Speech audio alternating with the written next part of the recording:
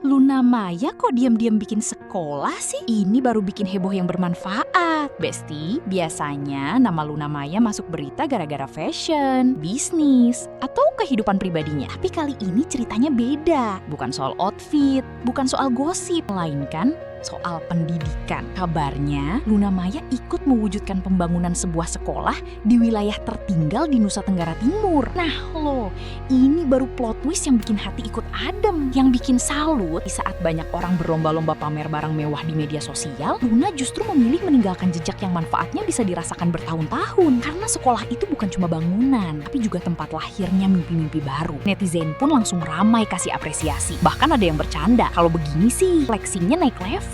Bukan pamer tas baru, tapi pamer sekolah baru. Beliau baru saja meninggal 2 minggu yang lalu. Saya bilang sama tante saya lagi membangun sekolah di Flores, di Manado. Dan saya disambut dengan begitu hangat dan begitu luar biasa.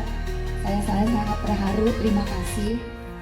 Dan saya juga ingin mengucapkan terima kasih kepada para donatur kami yang sudah membuat ini terlaksana.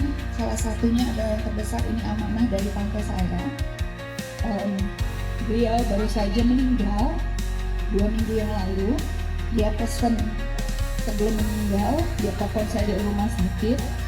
Dia minta, tante ada uang segini, tolong nanti didonasikan kepada yang membutuhkan. Saya bilang sama tante saya lagi membangun sekolah di Flores, di Manado.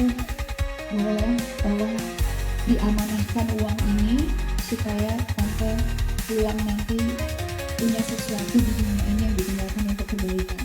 Karena bukan ya kesuksesan suatu bangsa atau suatu keluarga atau suatu individu itu bermula dari pendidikannya. Saya juga bukan lulusan universitas mana, saya hanya lulusan SMA. Tapi saya punya cita-cita yang besar.